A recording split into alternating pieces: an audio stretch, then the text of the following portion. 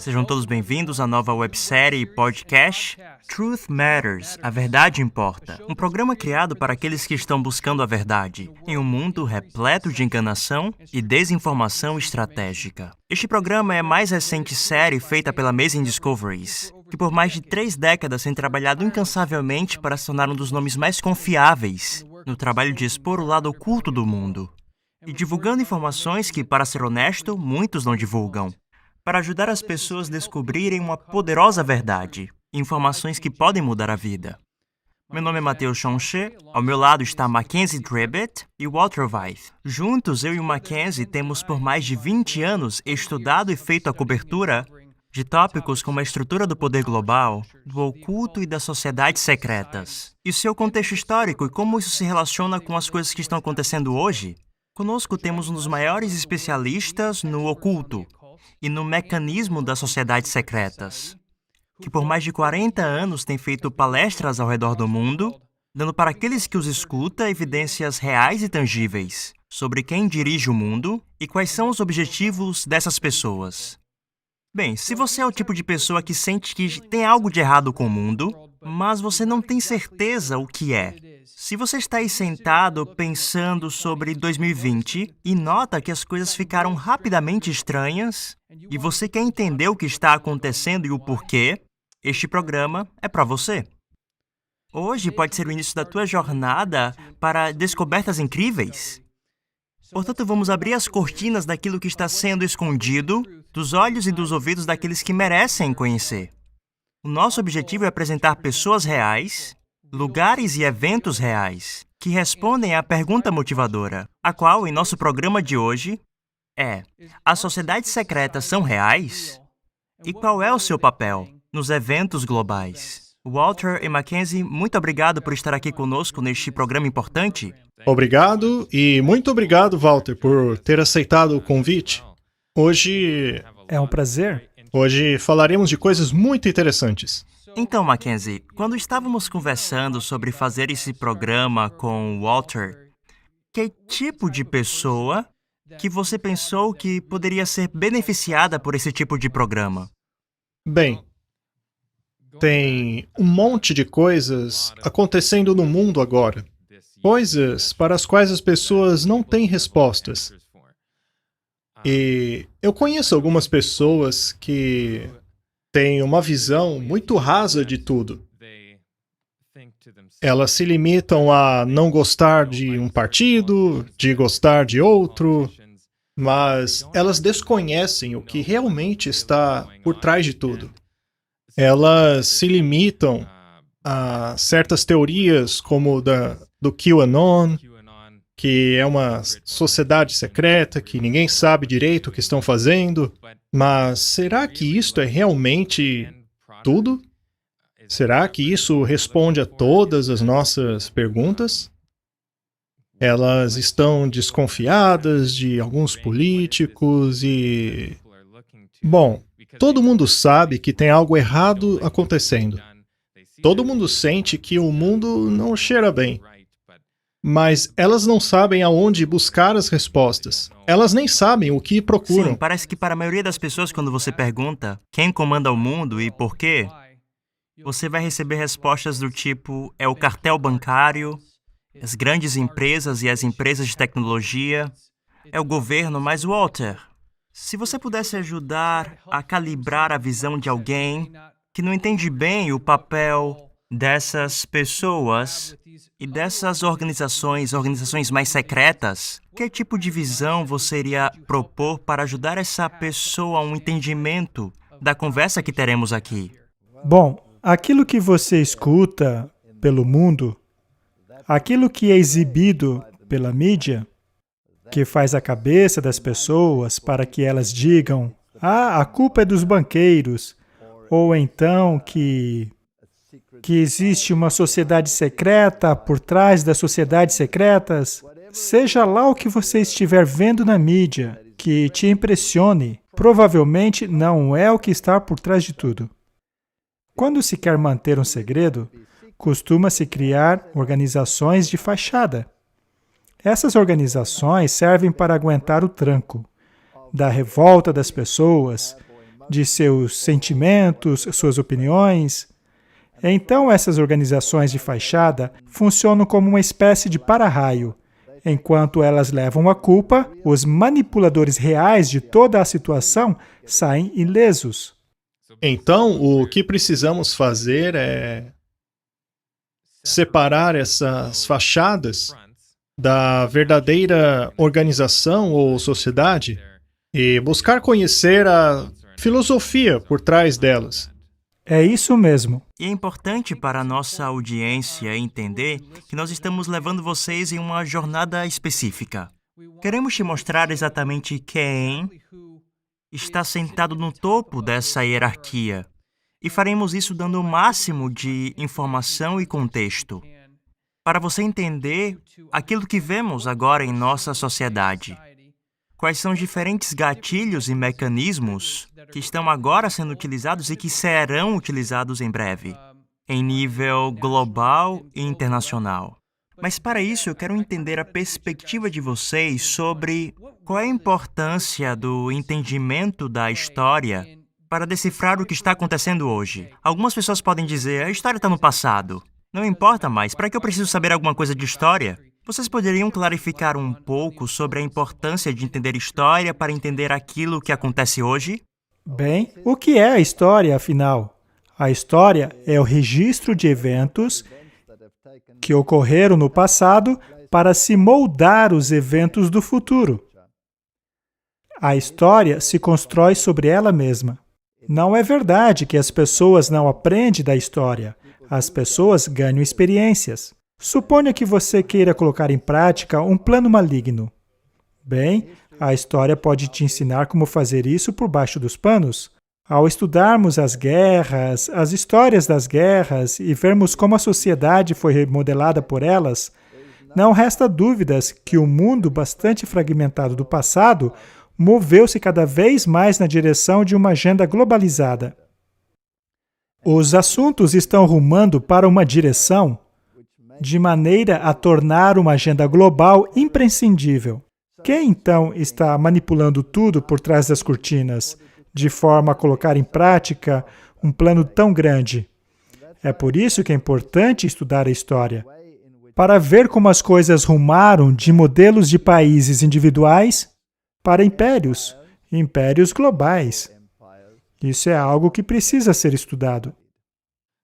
Walter, será que você pode nos dar uma luz nisso? Será que nós vemos, ao longo da história, porque você fez menção a essas organizações globais, a essa agenda global, a gente tem ouvido falar muito sobre temos que nos unir, temos que nos juntar, temos que ser universais, o mundo precisa se tornar um, mas como que essa ideia começou dentro da história? Sempre foi o objetivo conseguir-se o domínio completo. Não importa o império do passado. Todos queriam o domínio total, só que eles não conseguiram. E por isso, tornou-se cada vez mais necessário atuar por trás das cortinas para fazer isso acontecer. Quando as pessoas trabalham com objetivos diferentes, não há unidade. O globalismo não prospera quando existe a presença do individualismo. Portanto, o individualismo precisa ser reduzido a qualquer custo e o globalismo precisa florescer. Para tal, é necessário utilizar propaganda e uma máquina de propaganda global. Sim, porque agora você fez menção, não é, a esses reinos e poderes do mundo antigo, a essas civilizações que queriam dominar o mundo. Mas, hoje em dia, como nós vemos essa dominação mundial? Porque existem vários pequenos países. Então, como vai funcionar esse poder único que procura dominar tudo? Existe alguma conexão entre todos esses países?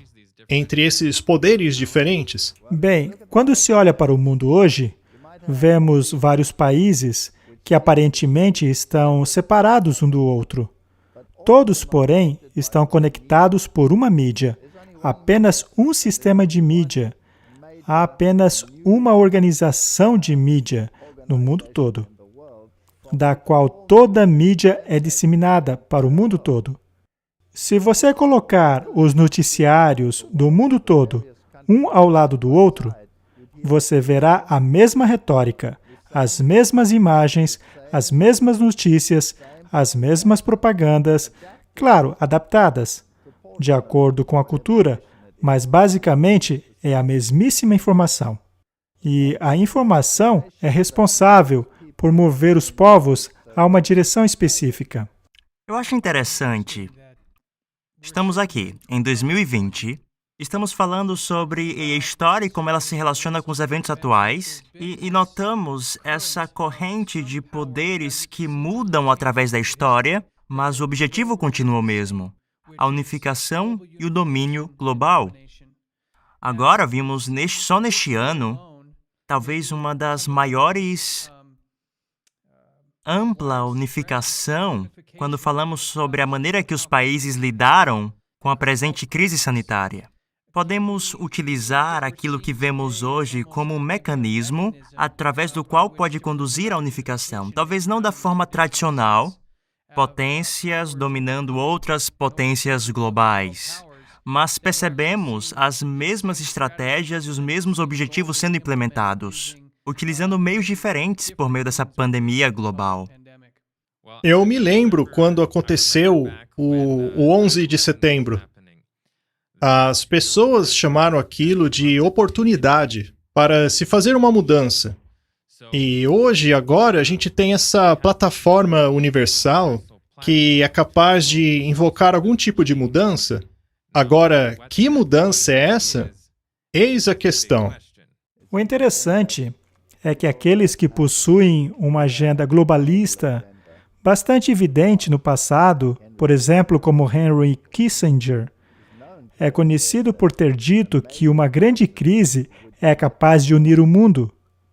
Agora, a pergunta é, esta crise que estamos enfrentando e aquelas que ainda virão, seriam elas reais, como aparentam ser, ou seriam elas induzidas por uma força, digamos, externa? E é interessante que os países, nesta pandemia global que estamos enfrentando, possuem diferentes estratégias. E o argumento é que alguns países lidaram bem com a crise e outros não lidaram bem com ela, porque não havia uma agenda global. Mas este é um argumento muito estranho, que quem pode garantir que uma agenda global seria correta, ao invés da individual? Então, na minha opinião, quando há diferentes tipos de estratégias, aquela que funciona é aquela que vai te ensinar a solução, ao passo que ter uma única estratégia desde o início não garante que ela seja a correta. Nós vemos um monte de gente comentando, e não são apenas pessoas, mas organizações também, dizendo que precisamos de um movimento global, pois indivíduos não vão conseguir consertar nada. Quem seria, então, o responsável por iniciar esse tipo de pensamento? Pois ele não vem das pessoas, as pessoas ainda são bastante nacionalistas. Elas se orgulham de serem americanas, ou canadenses, ou seja lá qual for o país. Então, como haverá essa mudança de mentalidade? Essa solução é multifacetada. Não existe apenas uma solução para uma crise específica. Eles aparentemente conectaram com muitas questões. Segundo eles, não é apenas uma questão de saúde, mas também climática. Mas também não é só climática, ela também é ideológica. Você tem o mundo secular, o mundo econômico, o mundo religioso, tem-se o mundo ateu, o mundo humanista, e todos eles estão querendo uma fatia do bolo.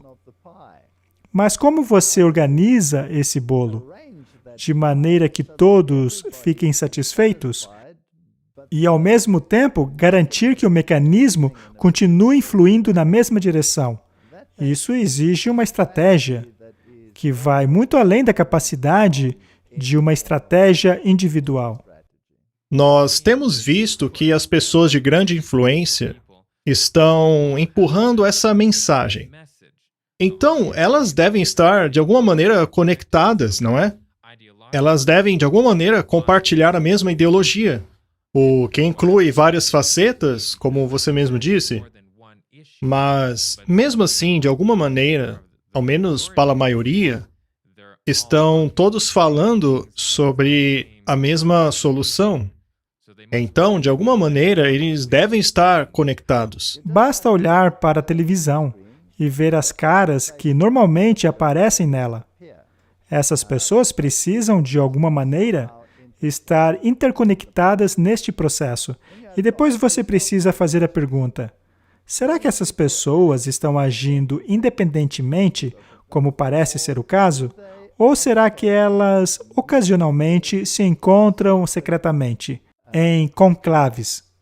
Será que ocorrem eventos ao redor do mundo nos quais a elite dos governantes, a elite dos religiosos e a elite do mundo do esporte, a elite do mundo econômico e bancário, se reúnem todos no mesmo fórum para discutir questões?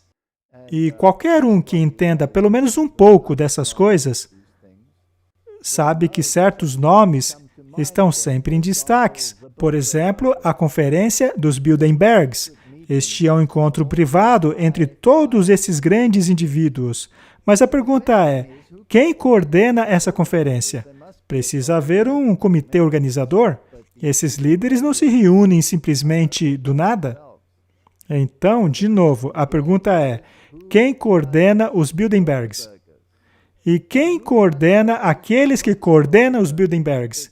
Então é necessário cavar fundo para descobrirmos a fonte de tudo isso.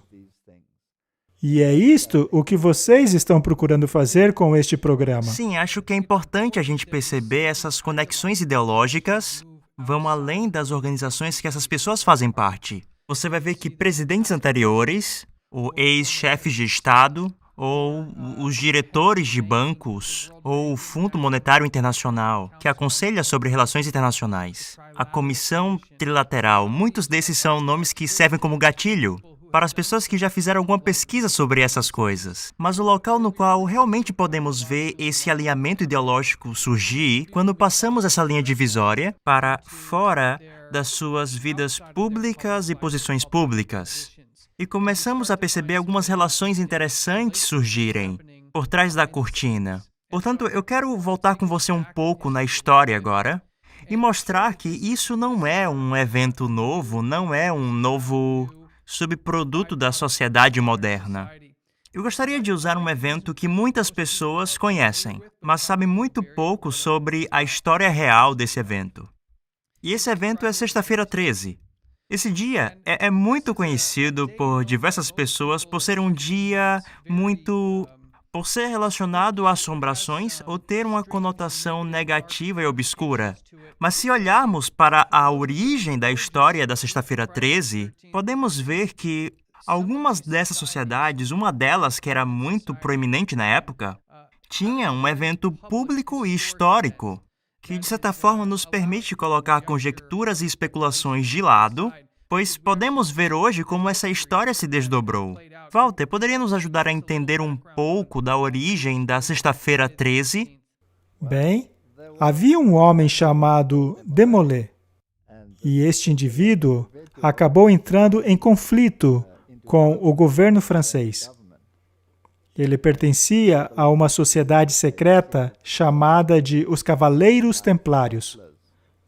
Essas pessoas tinham uma verdadeira fortuna e um grande poder, pois elas criaram basicamente o que hoje é conhecido como o sistema bancário, com todos os seus mecanismos projetados para se obter riquezas.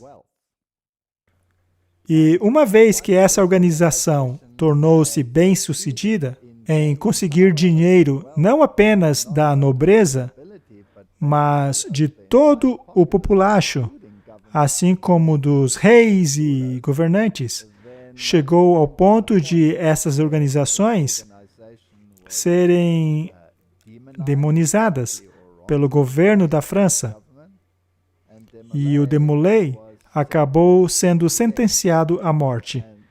E o dia em que esses eventos ocorreram tornou-se muito relevante dentro da sociedade secreta.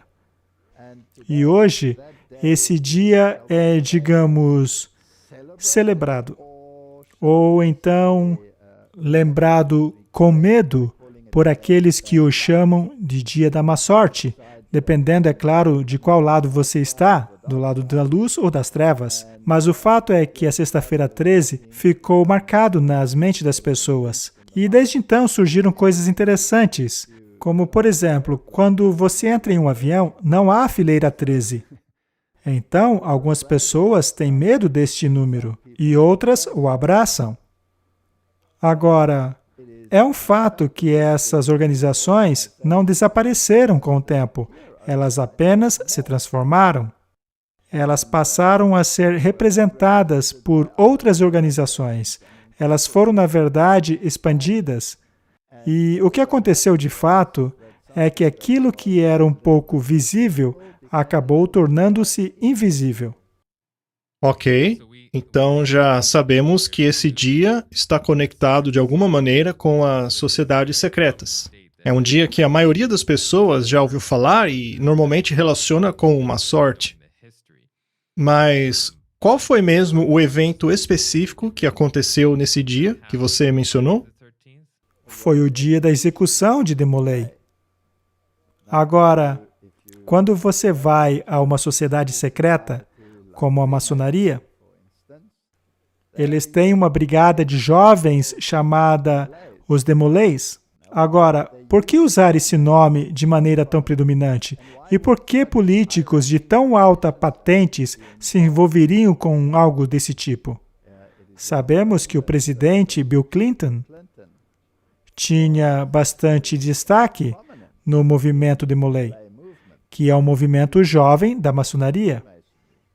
Se essas pessoas tinham conotações tão negativas, por que essa sociedade de hoje em dia persiste em utilizar esse nome? Assim como colocá-lo no nome da sua brigada jovem? Bem, é óbvio então que se eles usam esse nome, eles conhecem a história por trás dele, assim como o da data. Com certeza. É assim que você segue as pistas. É como um jogo, sabe? Parece que enquanto o resto do mundo ainda se pergunta o que acontece com os Desmoulins, esses grupos, essas organizações e, consequentemente, pessoas do alto escalão que fazem parte dessas organizações, e nós iremos falar mais sobre esse assunto. Por exemplo, quais são as pessoas que fazem parte desses grupos e por que eles fazem parte desses grupos. Mas essas organizações parecem ser muito afiadas sobre a sua história. E todas suas ideias por trás da numerologia e astrologia, podemos perceber que eles valorizam muito a história e informações que acredito que as pessoas de hoje não estão muito interessadas. E apenas um adendo, Sexta-feira 13, o dia que aconteceu o massacre, aconteceu no século 13. Então, enquanto as pessoas falam, ok, as pessoas que controlam o mundo são os banqueiros. Vamos voltar na história e ver quem eram os primeiros banqueiros. Qual era a noção inicial de banco, que está relacionado à usura e à proteção dos bens das pessoas. Os Cavaleiros Templários era uma organização militar ou o que deu o status que eles tinham para se tornarem banqueiros? Eles eram cavaleiros.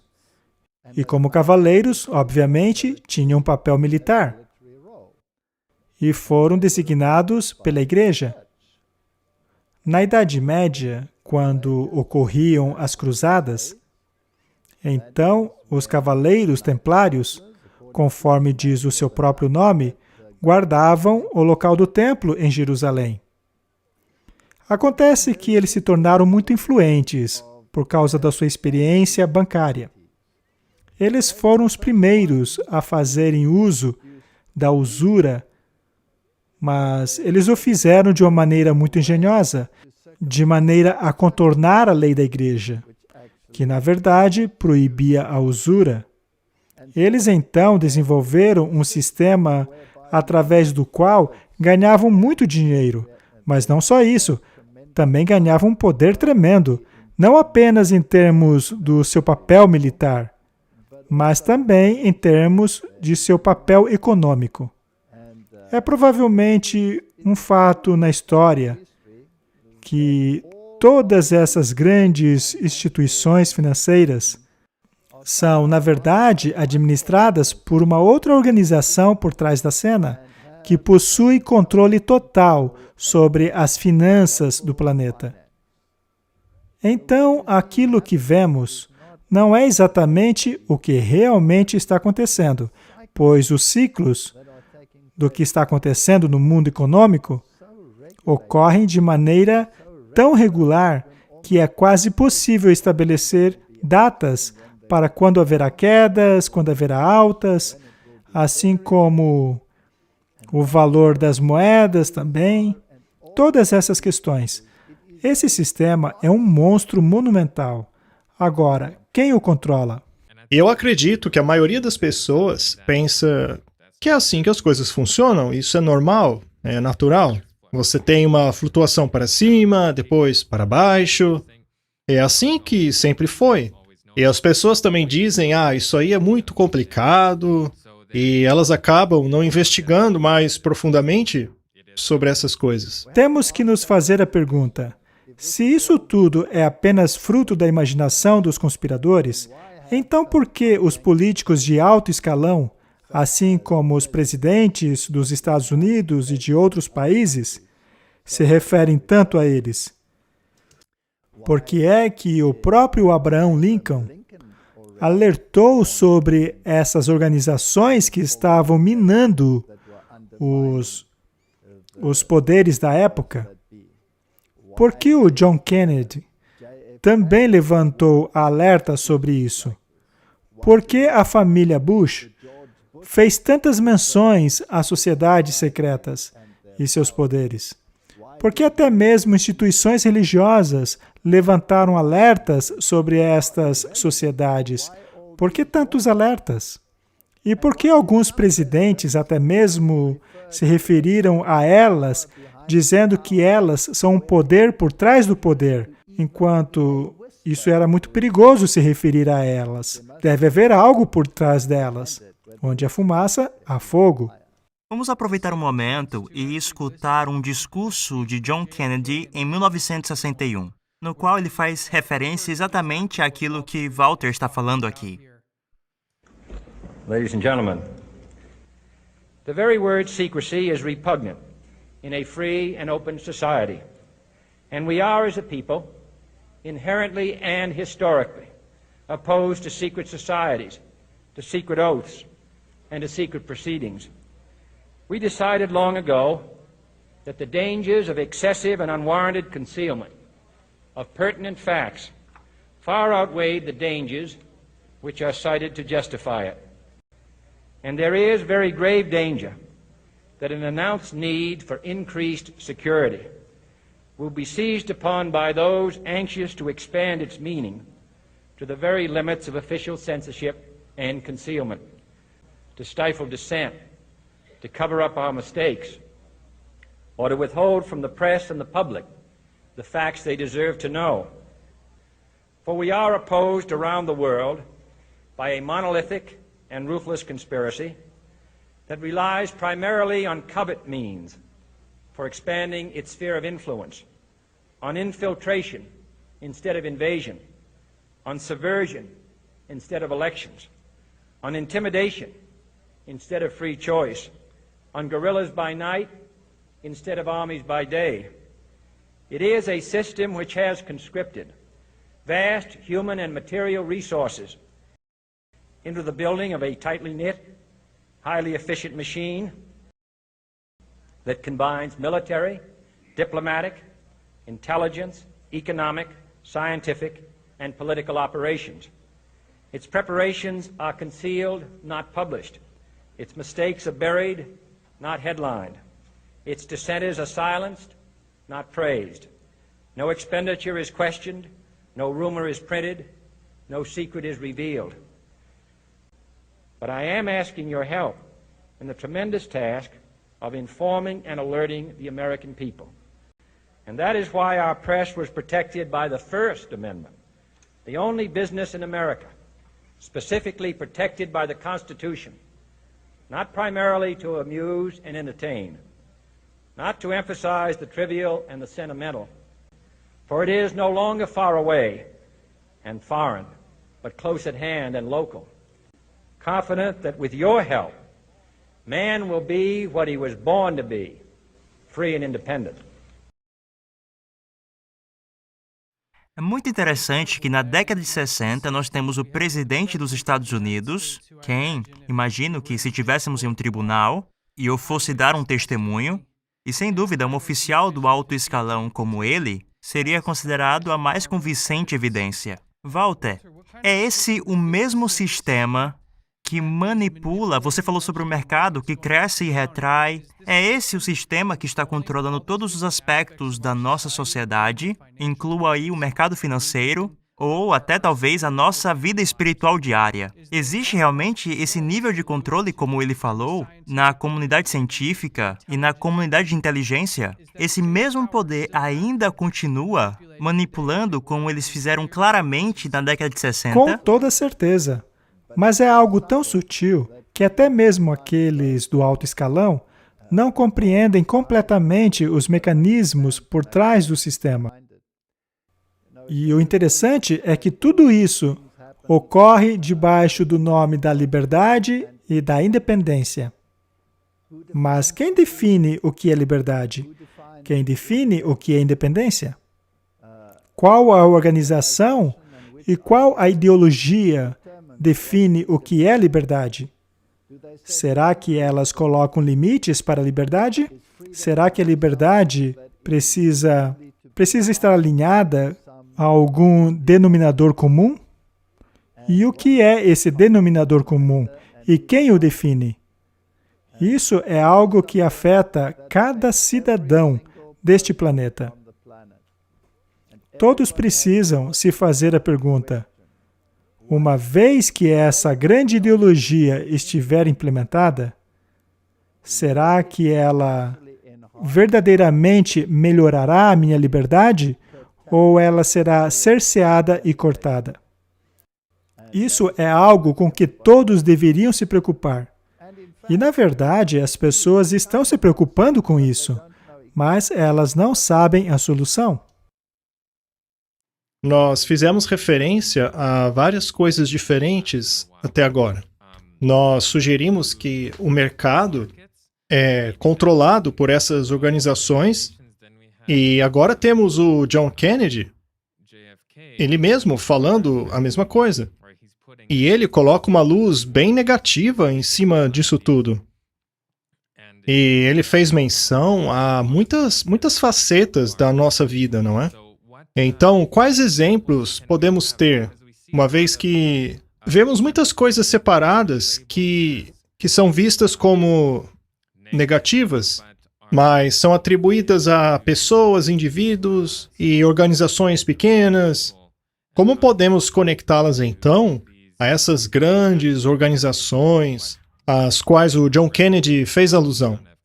Algumas pessoas dizem, siga o rastro do dinheiro.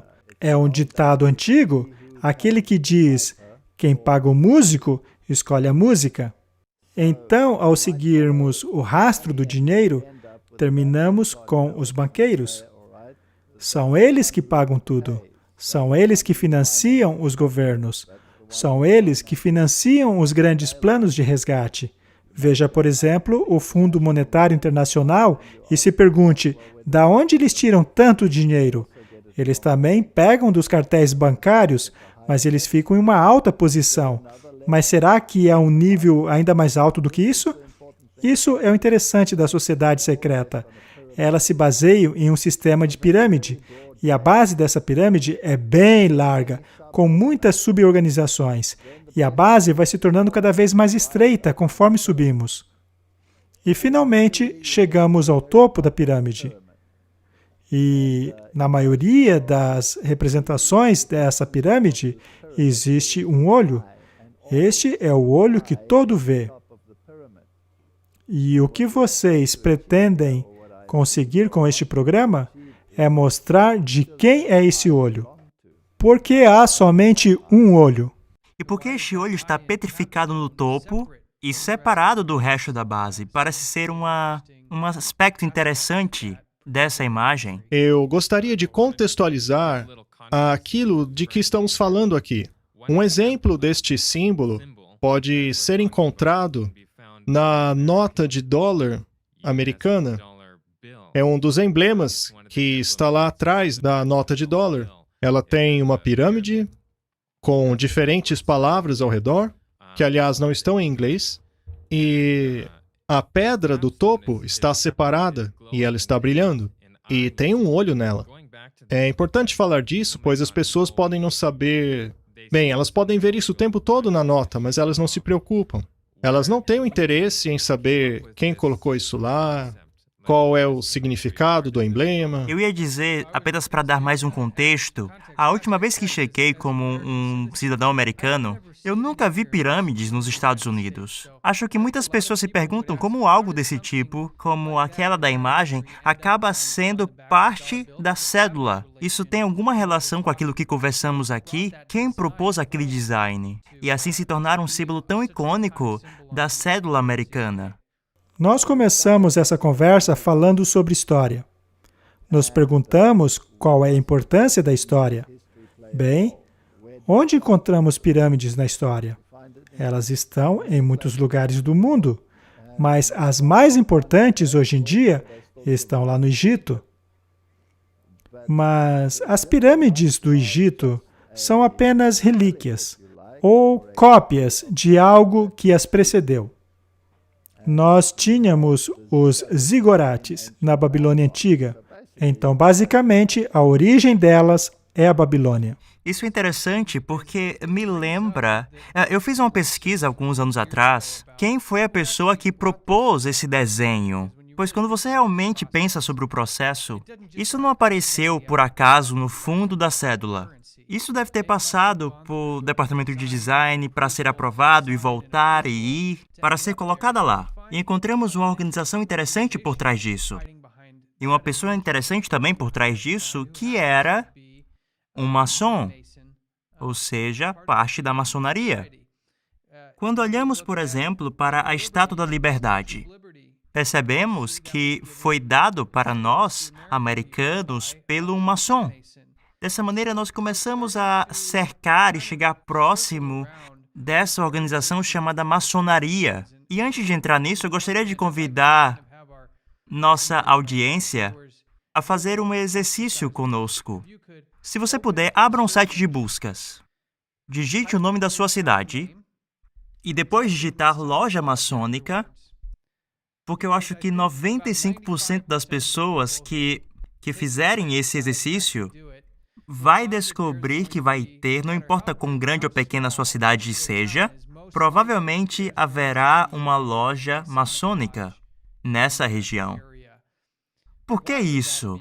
Por que as lojas maçônicas parecem aparecer, pelo menos aqui nos Estados Unidos, em quase todas as cidades do país? E quando se vai a algumas cidades dos Estados Unidos, da América, encontramos símbolos maçônicos nos escritórios públicos. Também os encontramos em algumas delegacias e em outros prédios públicos. Esses símbolos são encontrados na maior parte dos prédios públicos. E ao voltarmos à história, na época de George Washington, vemos que ele colocou na fundação de muitos prédios públicos o símbolo maçom. E como você bem mencionou a respeito da nota de dólar, aquilo foi ideia de vice-presidentes dos Estados Unidos e colocado na nota de dólar. Isso tudo tem uma longa história e nós podemos traçar toda essa história até a filosofia que a originou, a Babilônia Antiga. Quando olhamos, por exemplo, para o layout de uma cidade como Washington, D.C., Tem um livro muito interessante chamado Arquitetura Secreta de Washington, D.C. E você vai descobrir que cidades inteiras foram desenhadas para imitarem os emblemas e os símbolos maçônicos, além de imitarem também as estruturas geométricas da maçonaria. Dentro dos monumentos de Washington, nós encontramos muitos símbolos maçônicos. Aliás, o monumento de Washington tem nele mesmo relações com a Grécia e o Egito Antigo. Como é que alguém consegue fazer isso? Estamos falando de cidades inteiras. E uma das mais icônicas imagens e monumentos na história americana, tendo conexões com essa organização, a maçonaria, no que parece ser cultura babilônica e egípcia. Poder gera poder. Não se pode acessar as entranhas do poder se você não tiver conexões com esse poder, ou o poder ter acesso a você. Tudo parece ser muito democrático e em prol da liberdade, mas a verdade é que quando cavamos fundo, não há liberdade nenhuma no sistema democrático do mundo.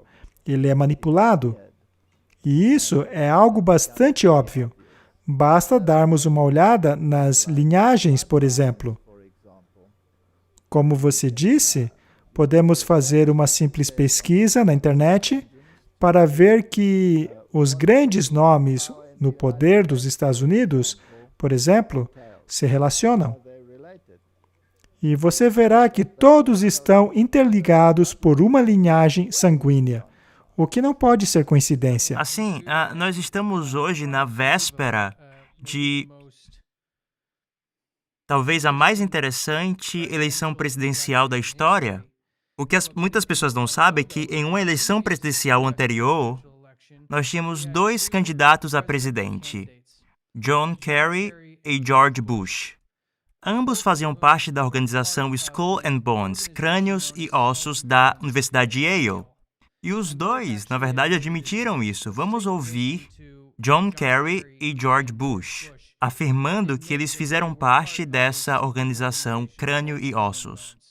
You both were members of Skull and Bones, a secret society at Yale. What does that tell us? Not much, because it's a secret. Is there a secret handshake? Is there a secret code? I wish there were something secret I could manifest. 322, a secret number? There are all kinds of secrets, Tim, but one thing is not a secret. I disagree with this president's direction that he's taking the country. We can do a better job, and I intend to do it. And we'll be watching. Be safe on the campaign trail. John Kerry, thanks for joining us. And we'll be right back. You were both in Skull and Bones, the secret society. It's so secret we can't talk about it. What does that mean for America? The conspiracy theorists are going to go I'm on. sure they are. I don't know. I haven't seen the red Number paper. 322? First of all, he's not the nominee. And, look, I look Are forward... you prepared to lose? No, I'm not going to lose. Apenas para ter um contexto, temos aqui 2 candidatos disputando um contra o outro. E os dois admitem que fazem parte de uma organização e que a natureza dessa organização é tão secreta que eles nem mesmo podiam responder alguma pergunta sobre isso, apenas dizer que era secreta. Eu gostaria de deixar claro para a nossa audiência que o que estamos falando aqui não é fruto da nossa imaginação. Nós vimos John Kennedy falando no seu discurso que isso combina o poder militar, diplomático, a inteligência, a economia, a ciência e as operações políticas. E isso é algo que precisamos conhecer mais.